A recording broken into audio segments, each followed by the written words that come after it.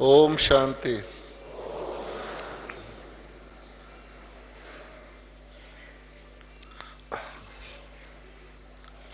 प्यारे बाबा की हर टर्न में नए नए बच्चे आते हैं और बाबा कहते हैं कि पुराने बच्चों की तो पढ़ाई पूरी हो गई है, रिवाइज हो रही है,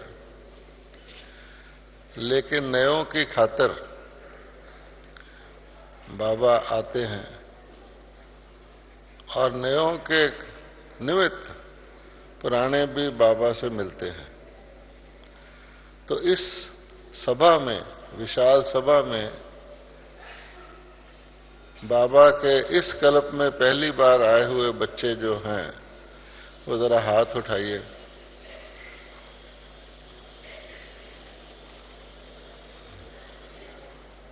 थैंक यू। ये लगभग उसी रेशो में है जैसे हर टर्न में होते हैं, 80% हैं लगभग। ब्राह्मणों को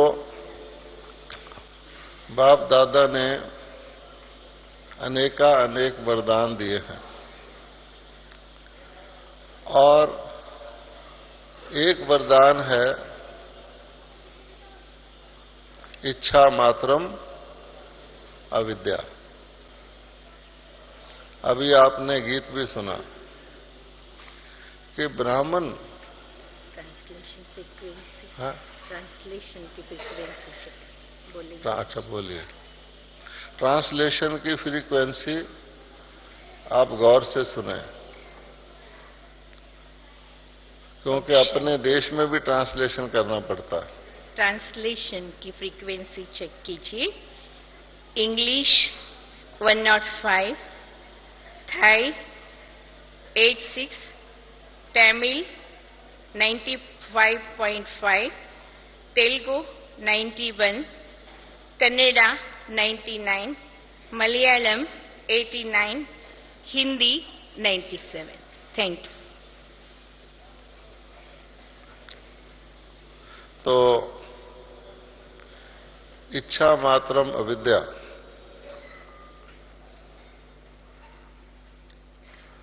कहां पर? वैसे कहते हैं देवताओं को इच्छा मात्रम अविद्या थी,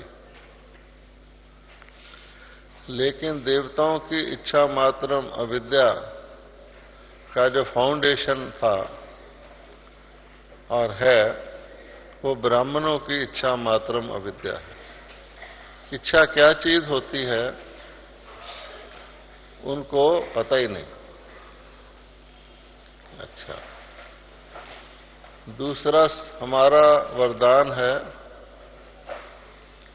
कि पा लिया था जो के पाना, काम क्या बाकी रहा। ये भी इच्छा मात्रम अविद्या की तरह ही है और कोई अप्राप्त वस्तु नहीं ब्राह्मणों के खजाने में। ये सारे हमारे वरदान हैं।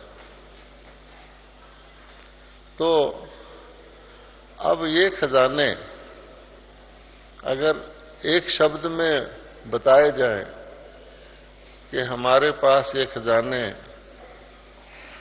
कितने परसेंटेज में हैं, फुल है या कोई खजाने फुल हैं, बहुत से फुल हैं लेकिन कोई थोड़े कम हैं, तो उसके लिए एक शब्द है जो बाबा ने पिछली अव्यक्त वाणी में भी बताया और संडे की अव्यक्त वाणी में भी बताया। और वो शब्द क्या है? आज का विषय संतुष्टता। संतुष्टता हमारी फाइनल थर्मामीटर है और सिद्धि है कि ब्राह्मण जीवन को अगर कोई सिद्धि, सर्वश्रेष्ठ सिद्धि प्राप्त है, वो है सदा संतुष्टता की सिद्धि। अब आप जानते हैं कि सिद्धि जो होती है वो विधि से ही होती है। बाबा कई बार कहते हैं कायदे में फायदा है, तो विधि से होती है। रेवन्यू मंत्री हमारा चौधरी को बुलाया है, तो मुश्किल से आया हूं।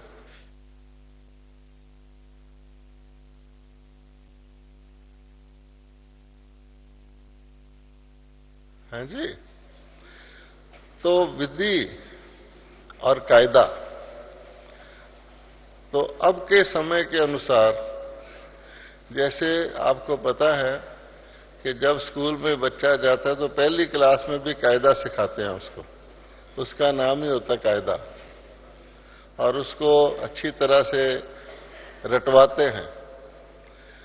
फिर अगली क्लासेस में भी वो कायदा काम आता है, और जो फाइनल पढ़ाई होती है उसमें भी कायदा तो होता है, लेकिन उसका रूप बदल जाता है, रिफाइन हो जाता है, और जितना समय की पढ़ाई बाकी है उतने समय के लिए वो कायदा कैसे काम में लाएं जो जल्दी से जल्दी फाइनल रिजल्ट हो जाए, तो उसकी थोड़ी विधि बदल दी जाती है और बढ़िया कर दी जाती है, रिफाइन कर दी जाती है। तो अब जो आप जानते हैं, कभी संगम युग शुरू हुआ था, कभी संगम युग चलता रहा, और अब संगम युग अपनी समाप्ति की ओर है। तो जब संगम युग समाप्त होगा तो क्या होगा? संगम युग की समाप्ति की डेट क्या है? तो बाबा कहते हैं संगम युग की समाप्ति की डेट आप सारी सृष्टि की परिवर्तन की डेट से मत जोड़ो, लेकिन अपने डेट से जोड़ो। कि ब्रह्मा बाबा ने क्या कहा, शुरू में कह दिया। मम्मा ने क्या कहा कि हर सांस को अपनी लास्ट सांस समझो। अभी भी बाबा कहते हैं कि अचानक मीन्स कि किसी भी वक्त हमारा संगम युग समाप्त हो सकता है और हमारा फाइनल पेपर आ सकता है। तो फाइनल पेपर की फाइनल तैयारी के लिए जो विधि है वो बाबा रिफाइन करते जा रहे हैं। फिर भी कोई लेट लतीफ, टू लेट लतीफ नहीं, लेट लतीफ उस विधि को पकड़ ले तो वो भी बाबा कहते हैं फर्स्ट लाइन में आ सकते हैं, लेकिन उसको फिर उतना ही फुल अटेंशन चाहिए। तो इसलिए आपको जो विषय कराए जा रहे हैं, तीव्र पुरुषार्थ की विधि, उड़ती कला की विधि, ये सारी विधियां जो बाबा हर लेटेस्ट मुरली में बताते हैं, कल भी बताएंगे और भी रिफाइन। तो ये विधियां फाइनली हमें संतुष्टता की सिद्धि की प्राप्ति करवाने वाली है। संतुष्ट तो ब्राह्मण है ही। आप समझ सकते हैं कि ब्राह्मणों से ज्यादा संतुष्ट और कोई नहीं है। और देवताओं की संतुष्टता और ब्राह्मणों की संतुष्टता में क्या फर्क है? महान फर्क है। देवताओं की संतुष्टता संतुष्ट दुनिया में है। जहां सारे ही संतुष्ट हैं वहां देवता संतुष्ट हैं। तो जैसे हिमालय पर बर्फ है, बहुत बर्फ है, लेकिन बर्फ की ज्यादा वैल्यू कहां है? हिमालय पर है या किसी गर्म जगह पर है, रेगिस्तान में है जहां बहुत गर्मी पड़ती है। तो ब्राह्मणों की संतुष्टता मोस्ट वैल्यूएबल इसलिए है कि असंतुष्ट दुनिया में संतुष्टता है। ये बहुत बड़ी बात है। अपने खजाने की हमें वैल्यू का पता लगता है कि दुनिया शांति की एक बूंद की भिखारी और ब्राह्मणों के पास शांति का खजाना, मास्टर शांति सागर। इसलिए ये मौज अभी है जब तक कि बाबा हमारे साथ है और हमें दे रहे हैं, हमारी झोली भर रहे हैं। सागर के लिए किसी बाल्टी को भरना कितना आसान है, ऐसे ही बाबा के लिए किसी बच्चे की झोली को भरना कितना आसान है। सिर्फ हमें अपनी झोली को भरना है। तो बाबा क्या चाहते हैं कि जब ये संगम पूरा, आखिर तो होना ही है, स्कूल के पेपर में भी आप देखेंगे टाइम होता है, और वो टाइम जब पूरा हो जाता है, किसी बच्चे ने पेपर का कोई क्वेश्चन आधा किया हुआ होता है तो भी वो कह देते हैं स्टॉप राइटिंग, अब आपको आगे नहीं लिख सकते, समय पूरा हो गया, पेपर वापस करो। तो बाबा चाहते हैं कि उस टाइम से पहले हम, अपने टाइम से पहले जो कभी भी आ सकता है, तो हम संतुष्ट आत्मा हो जाएं, संपूर्ण संतुष्ट, सदा संतुष्ट। तो हमारे ज्ञान के दो की वर्ड्स हैं, मुख्य चाबियां हैं, महत्वपूर्ण शब्द हैं। एक है सदा, ठीक है, और दूसरा है सहज।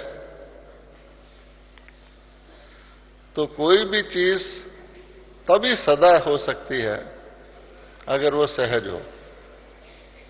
तो हमें ये भी देखना है कि हमें सहज ही सर्व सिद्धियां प्राप्त हैं, सर्व खजाने प्राप्त हैं, या कहीं कहीं मेहनत या युद्ध या मेकअप करके हमें अपने को स्टेज पर लाना पड़ता है। हमारी स्टेज नेचुरल नेचर है या स्टेज बनानी पड़ती है। तो उसके लिए बाप दादा ने हमें बहुत सारे इशारे दिए हैं कि इस वक्त हम और सब काम धंधे छोड़कर, छोड़ने का ये मतलब नहीं है, शुरू से लेकर एक ही अर्थ है, उनसे बुद्धि को पीछे करके हटाकर जो हमारा मुख्य लक्ष्य है उसकी ओर 100% ध्यान देना शुरू कर दें। इसीलिए बाप दादा ने हमें टाइम दिया था, होमवर्क दिया था। किसी भी परीक्षा से पहले पढ़ाई पूरी हो जाती है और स्टूडेंट्स को कहा जाता है कि अपने घर में बैठकर ही, क्योंकि किसी का कोई सब्जेक्ट कम होता है, किसी का कोई कम होता है, अपने सब्जेक्ट को हम जानते हैं, उसको पूरा कर लो।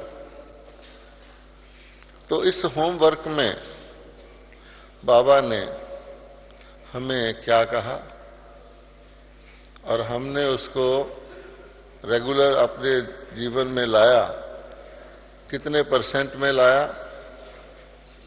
सहज हो गया या अभी भी मेहनत करके लाना पड़ता है।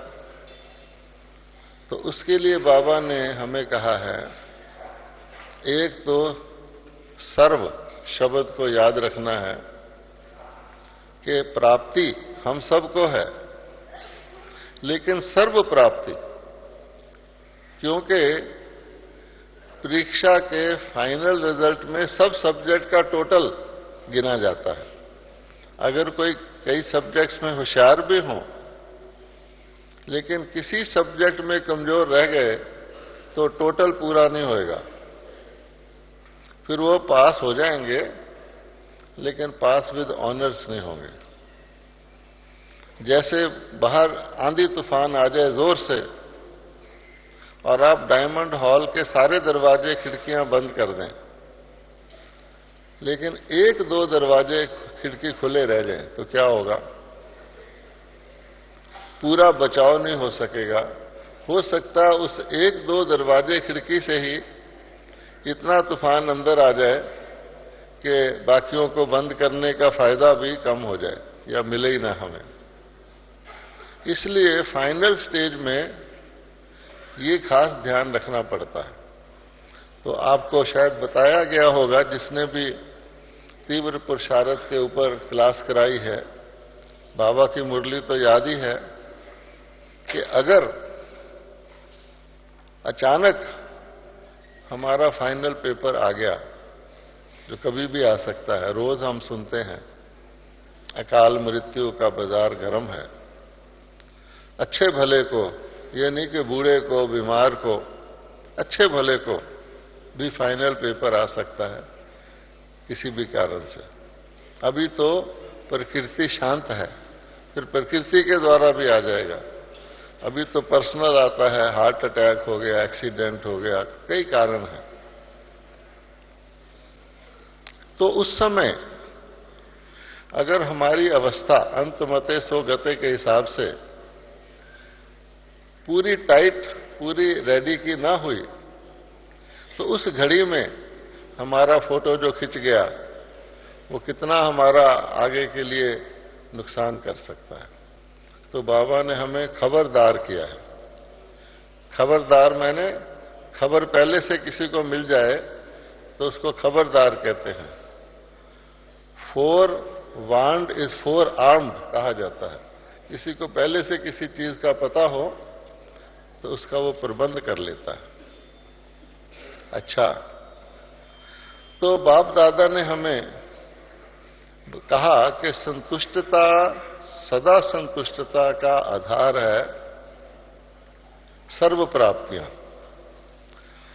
ठीक है, अगर किसी भी प्राप्ति की कुछ कमी है तो सदा संतुष्टता में भी वो कमी दिखाई देगी और हमारे भविष्य के जो आधार है वो भी थोड़ा उसी रेशो में कम हो जाएगा। ये तो सीधी बात है। अब प्राप्तियां किसको कहते हैं? कि भगवान कहते हैं मैं आपको सर्व प्राप्तियां कराता हूं, सर्व खजाने देता हूं। तो प्राप्तियों का स्वरूप क्या है? तो हमारी क्वालिफिकेशंस जो हमारी है डिग्री, उसके अंदर आता है सर्वगुण संपन्न। ठीक है, तो हमारी संपूर्ण प्राप्तियों का सबूत या उसका जो मापदंड है वो है सर्वगुण संपन्न। यहां भी सर्व लगा हुआ है, गुण संपन्न नहीं। अब गुण तो नेगेटिव बात है, गुण भी कम ज्यादा नहीं, सर्वगुण पूरी, जैसे चंद्रमा की 16 कला होती है, कंप्लीट हों और सारे हों। तो ये हो गया हमारी प्राप्ति का निशानी। अच्छा, संगम युग में हमारी प्राप्ति की क्या निशानी है? क्योंकि किसी भी गुण के पीछे शक्ति होती है। जैसे बिजली की शक्ति है, स्थूल शक्ति, तो एक बिजली की शक्ति अनेक गुणों के रूप में, फलों के रूप में प्रकट होती है। लाइट जल रही है, पीछे बिजली की शक्ति है। पंखा चल रहा है, पीछे बिजली की शक्ति है। हीटर जल रहा है, पीछे बिजली की शक्ति है। मोटर चल रही है, पीछे बिजली की शक्ति है। ऑपोजिट काम हो रहे हैं, पीछे एक ही शक्ति है। ठंडा भी कर रही है, गर्म भी कर रही है, शक्ति एक ही है। इसी प्रकार से हमारे को कहा जाता है तुम्हें समाने की शक्ति भी रखनी है, सामना करने की शक्ति भी रखनी। मौके के ऊपर समाना पड़ता है, मौके के ऊपर सहन करना पड़ता है, मौके के ऊपर सामना करना पड़ता है। तो हम सब के अंदर ये चीजें हैं भी। लेकिन क्वेश्चन ये है कि मौके पर ठीक शक्ति सामने आई या अपोजिट वाली आ गई? अपनी ही शक्ति हमें अपोजिट सिचुएशन में ले जा सकती है। तो बाबा ने कहा है कि चाहिए, किसी समय हमें चाहिए सहन करना, और हम सामना करना शुरू कर देते हैं। बाद में सोचते हैं जब नुकसान हो जाता है। हाँ, किसी समय होता है ब्रेक लगाना पड़ता है, किसी समय एक्सेलरेटर दबाना पड़ता है एक्सीडेंट से बचने के लिए। ठीक है ना। इसी प्रकार से कोई घटना हो जाए तो कभी पीछे भागना पड़ता है, कभी आगे भागना पड़ता है। तो अगर हमने प्रॉपर शक्ति यूज नहीं की तो नुकसान हो जाएगा। अब वो कैसे हो? कभी हो जाता है, कभी नहीं होता। और जब नहीं होता फिर हम कहते हैं बाबा के बच्चे बने हुए हैं, भगत की तरह फिर बाबा से फरियाद करना शुरू कर देते हैं, बाबा आपके बच्चे हैं, आप कुछ मदद करो ना। अच्छा, तो बाबा कहते हैं भक्तों की भी मैं मदद कर देता हूं तो तुम्हारी भी कर देता हूं, लेकिन बच्चे के ऊपर बाप की और तरह की नजर होती है कि मेरी सारी प्रॉपर्टी का, मेरे सारे कारोबार को संभालने वाला है। सतयुग में तो बाबा साथ नहीं जाएंगे, टीचर है वो, परीक्षा तक पढ़ा सकता है, परीक्षा तो नहीं दे सकता हमारी तरफ से। इसलिए बाबा कहते हैं कि हमें उस समय ये ख्याल क्यों आता है बाबा मदद करो। बाबा ने आज तक जितनी मदद की है उसका फायदा लो। इसलिए बाबा कहते हैं मालिक बनो। हम अगर मालिक हैं तो मालिक की हर चीज उसके कंट्रोल में होती है और उसके कहने पे चलती है। तो इसीलिए सतयुग की बादशाही तो बाद की बात है। अब बाबा कहते हैं अपने पहले मालिक बन के देखो कि मेरी शक्तियां मेरे कंट्रोल में चलती हैं, तो उनके ऊपर मेरी रूलिंग पावर है। ठीक है। तो बाबा कहते हैं कि अपनी कंट्रोलिंग पावर और रूलिंग पावर को चेक करने के उसको बढ़ाना है। अगर मैं अपने आप को कर लूंगा तो दूसरे आपे ही हो जाएंगे, नहीं तो मैं कारण बताता रहूंगा, इस कारण से ये हो गया। जैसे आजकल के डॉक्टर कहते हैं कि इसको स्वाइन फ्लू हो गया, इसको ये हो गया, इसका ये कारण है, हर बीमारी का कारण लिख देते हैं। एक डॉक्टर था, एक आदमी के शरीर छूट गया उसके हॉस्पिटल में, तो उसने फार्म भरते हैं ना कैसे मृत्यु हुई, तो कुछ लिख दिया। फिर नर्स को वापस बुलाया, अरे अरे मैंने गलत लिख दिया है। तो उसने कहा क्या? उसने बीमारी के मृत्यु के कारण के आगे अपना नाम लिख दिया था। हैं? तो इसलिए बाबा कहता है कि कारण छोड़ो, अभी हमें कारण क्यों बताना है।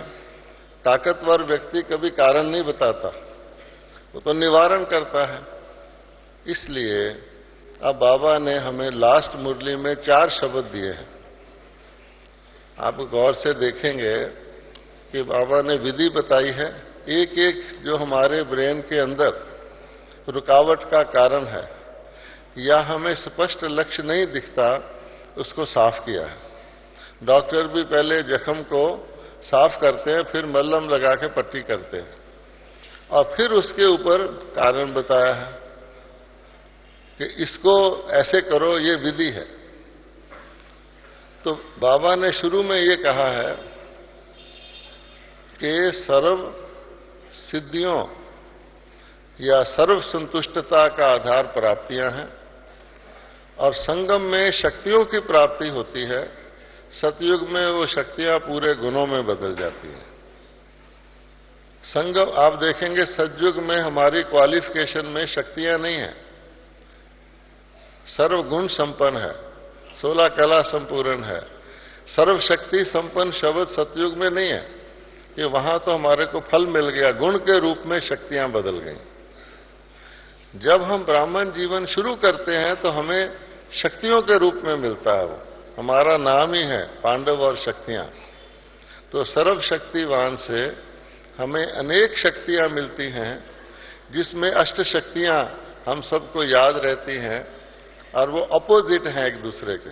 जैसे बिजली होती है, शक्ति नेगेटिव और पॉजिटिव 2 तारों पे चलती है।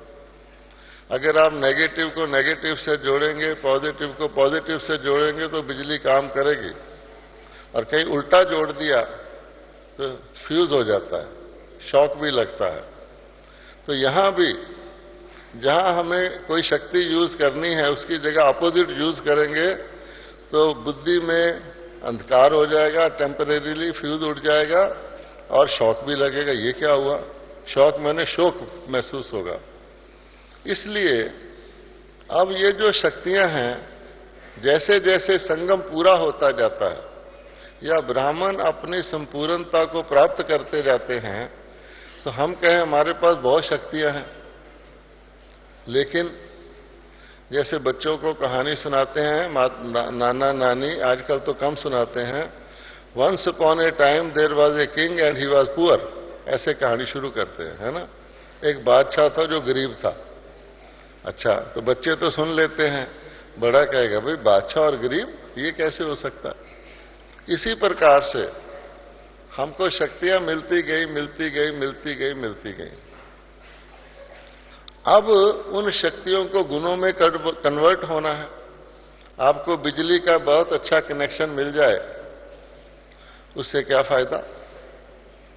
जब तक आप उस बिजली के जितनी आपको पावर की बिजली मिली है उसको यूज करने के लिए अपने घर में इलेक्ट्रिकल अप्लायंसेज, बिजली के सामान नहीं लाएंगे जिसके बिजली का प्रयोग हो। अच्छा, अगर आपको बिजली के प्रयोग के सारे सामान घर में हैं, कोई दहेज में दे देता है, कोई दोस्ती में दे देता है, लेकिन बिजली का करंट पीछे नहीं है, तो भी किसी काम के नहीं है। तो कई ब्राह्मण कोशिश करते हैं पूरी इच्छा से, मैं ये कर लूं, होता नहीं। क्यों? कि गैजेट तो है, करने का कार्यशाला तो है, कार्य का स्टेज तो है, लेकिन पीछे ताकत नहीं है या पूरी बिजली नहीं है उसके लिए। तब बाबा ने कहा हुआ है, हर मुरली में कहता है, किसी में दिया और घृत कहता है कि दीपक में ज्ञान और योग का घृत डालो, किसी में बैटरी को चार्ज करने का बात कहता है कि बैटरी को चार्ज करो, माया इसी में डिस्टर्ब करती है। तो हमें एक तो कनेक्शन जोड़ना पड़ेगा, जो हमारे पास जिस चीज को हम यूज करना चाहते हैं, बल्ब को यूज करना चाहते हैं, पंखे को यूज करना चाहते हैं, हीटर को यूज करना चाहते हैं, उसका स्विच कनेक्शन जुड़ा हुआ होना चाहिए ताकि पीछे से ताकत आती रहे। अपनी ताकत तो अभी पूरी नहीं है, तो बाप की ताकत जो है जैसे स्टेबलाइजर होता है या कोई बूस्टर होता है, वो काम करती है। दूसरी बात क्या है कि हम अपनी शक्तियां जो हैं समय के साथ उसको गुणों में कन्वर्ट करते जाएं। तो आजकल बाबा क्या कहते हैं कि आने वाले टाइम में आत्माएं कमजोर होती जा रही हैं, किसी के पास इतना टाइम भी नहीं रहेगा, हालात बड़े नाजुक हो जाएंगे। इसके जो कोई व्यक्ति इतना टाइम नहीं होगा कि आपका लेक्चर सुने, आप उसको 1 वीक कोर्स कराएं, तो उस समय आप अपनी शक्तियां अपने लिए भी यूज करें और दूसरे को भी पास ऑन करें, जो हमारा फर्ज है, वो कैसे होगा? तो इसके लिए बाबा कहते हैं कि शक्तियों को गुणों में कन्वर्ट करके अपने जीवन में आपका चेहरा सेवा करे, आपका चलन सेवा करे, आपका बोल सेवा करे, आपके नयन सेवा करे, आपका व्यवहार सेवा करे। तो इसलिए अब संगम की कंप्लीशन या मेरी अपनी संपूर्णता या संपन्नता या संतुष्टता की सिद्धि ये है कि मैं अब उन शक्तियों को अपने प्रैक्टिकल संकल्प में, बोल में और कर्म में लाऊं। ठीक है ना? हमें बहुत ज्ञान मिला, वो हमारे पास है।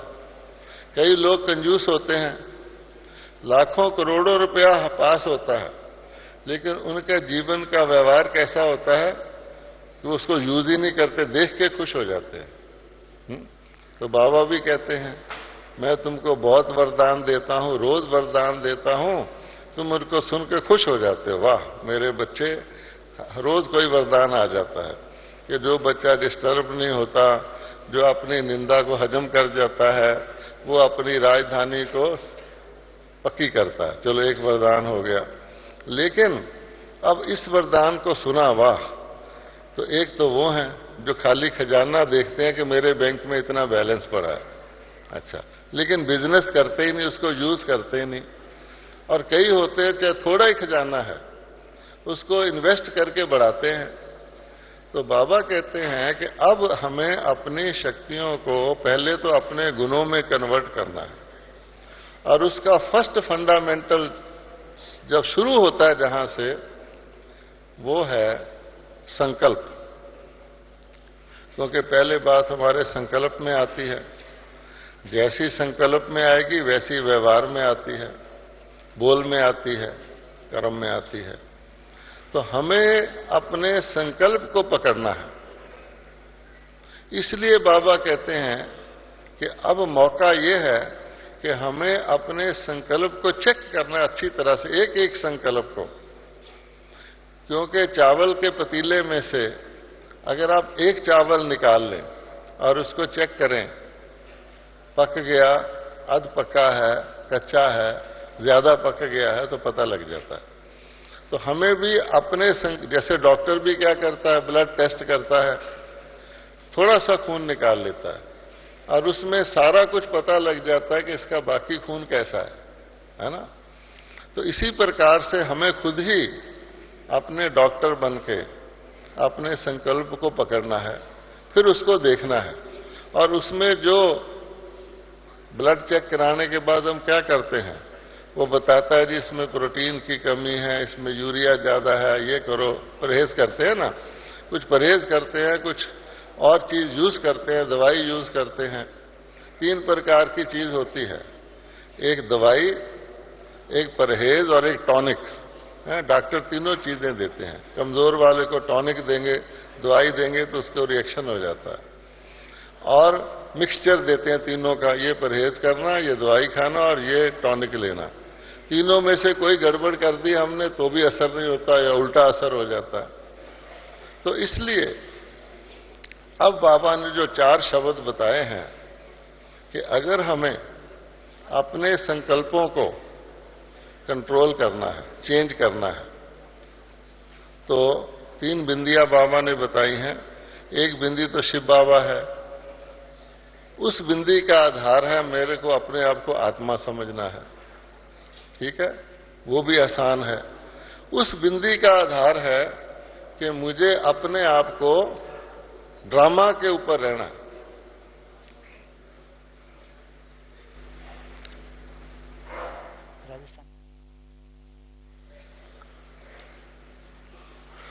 आपका स्वागत है, सभी भाई बहन ताली बजा के स्वागत करें।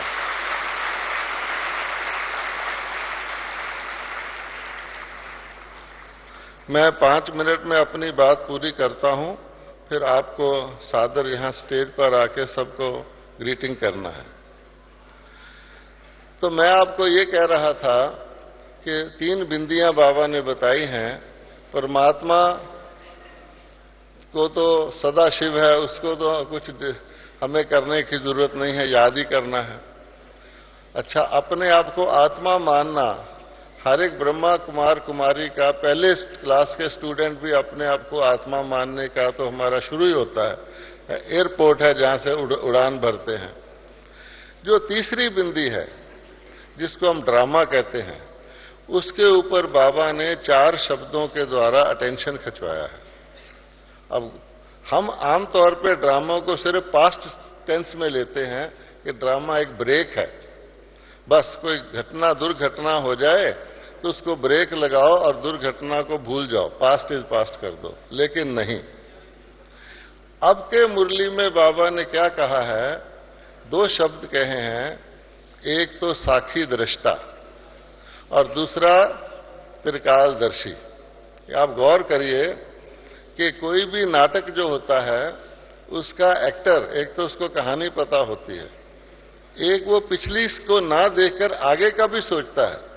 जैसे अब हम दिसंबर में हैं तो हम मार्च का और अप्रैल का भी सोचते हैं। तो बाबा ने कहा ड्रामा की बिंदी का ये मतलब नहीं है कि आप सिर्फ पास्ट को स्टॉप लगा दें, लेकिन आप त्रिकालदर्शी बने। कोई भी कार्य करें तो उसका आगा पीछा देखें कि इसका फर्दर, अभी तो अच्छा लग रहा है, उतराई का रास्ता अच्छा लग रहा है, लेकिन इसका अल्टीमेट लॉन्ग रन में क्या असर होने वाला है। और साखी दृष्टा भी बड़ा इंपॉर्टेंट है, क्योंकि अगर हम अभी भी अपने कार्यों को मुक्ति का सोचकर कि ये कर्म मेरा लिबरेट करने वाला है, ये संकल्प मेरा लिबरेट करने वाला है, इसको भूलकर अगर हमने साखी की बजाय दुनिया को साथी बनाया तो भगवान कहता है मैं साखी हो जाऊंगा। अगर मुझे साथी बनाया तो उसके लिए दुनिया से आपको न्यारा होकर कर्म करना है, कमल की तरह। तो ये दो शब्द बड़े इंपॉर्टेंट बताए हैं, साखी दृष्टा और त्रिकालदर्शी। दो और हैं। उसके बाद बाबा ने कहा है आपको निर्भय रहना है और एकाग्र रहना है, ये दो और हैं उसमें। तो निर्भय कौन रह सकता है? तो बाबा ने कहा जो स्टूडेंट अपनी स्टडी को अच्छी तरह किए हुए होता है, सारे सब्जेक्ट में प्रोफिशिएंट होता है, वो तो वेट करता है कि मेरी परीक्षा आए और मैं अगली क्लास में जाऊं। और जिसमें कोई कमी कमजोरी होती है वो डरता है, वो भय रहता है, अगर परीक्षा आ गई तो क्या। इसलिए बाबा कहता है अगर एवर रेडी रहना है तो एवर रेडी के लिए मीन्स कि आपको कंप्लीट होके तैयार रहना है। जैसे एक फल पकने के बाद पेड़ पर लगा हुआ है, बस हवा के झोंके का इंतजार है कि मैं उतर जाऊं। इसी प्रकार से हमें हमारा अंतकाल आ जाए और हम पूरे तैयार ना हो तो निर्भय नहीं रह सकते। दूसरा है एकाग्र। कोई भी व्यक्ति अगर किसी काम को पक्का करना चाहता है तो उसकी कंसंट्रेशन बहुत जरूरी है। अगर इधर उधर उसका माइंड हिलेगा तो वो नहीं कर सकता। और बाबा हमेशा क्षमा और परवाने की मिसाल देते हैं कि कई परवाने होते हैं, एक चक्कर लगाएंगे, दूसरा लगाएंगे, सोचेंगे क्षमा पर जलूंगा, हाय मेरे को दर्द होगा, और कई सीधे जाके जल जाते हैं। और जो फोकस्ड होता है, मान लो एक डाकू को भी बैंक में डाका मारना है, उसका सिंगल लक्ष्य है कि मैंने तो डाका मारना है, तो वो फिर अपने आप को निर्भय करके, उसको पता है कि सिक्योरिटी वाले खड़े हैं, मेरे को गोली भी लग सकती है, मुझे पकड़ा भी जा सकता है, लेकिन उसकी एकाग्रता जो है कि ये मुझे करना है। जैसे हमारे देशभक्त होते थे कि हमने जाके उससे बदला लेना है, उसने भारत के लोगों को शूट किया था जलियांवाला बाग में, मैं जाके उस आदमी को लंदन में मारूंगा। वो किसी चीज की परवाह नहीं करते, इसलिए इसको कहा जाता है एकाग्रता, फोकस। तो हमारा फोकस तो शास्त्रों में भी है कि अर्जुन ने तीर मारा और उसको कहा, उसने मछली की आंख देखता रहा, तो इतना फोकस्ड। चिड़िया के लिए कहा तो कहा मैं चिड़िया नहीं देख रहा, पेड़ नहीं देख रहा, उसकी आंख देख रहा हूं। तो ये फोकस व्यक्ति को निर्भय बनाता है। तो हमारे मेहमान आए हुए हैं, इसलिए मैं पूरा करता हूं। हमें इन चार शब्दों पर बहुत अच्छी तरह ध्यान देना है। क्या? एक तो साखी दृष्टा, एक अपने काम के तीनों काल को देखना, आगे पीछे को, त्रिकालदर्शिता, दूसरा निर्भयता और एकाग्रता। तो ये चाबियां बाबा ने हमें दी हैं तीसरी बिंदी को हलचल से रोकने के लिए। फिर हमारा जो वेस्ट है, जिस वेस्ट की वजह से हमारा संकल्प में वेस्टेज आता है, हम उसको शुभ चिंतक का नहीं बना सकते, पर चिंतन का छोड़ो, व्यर्थ का घूमता है वो हट जाएगा। ओम शांति।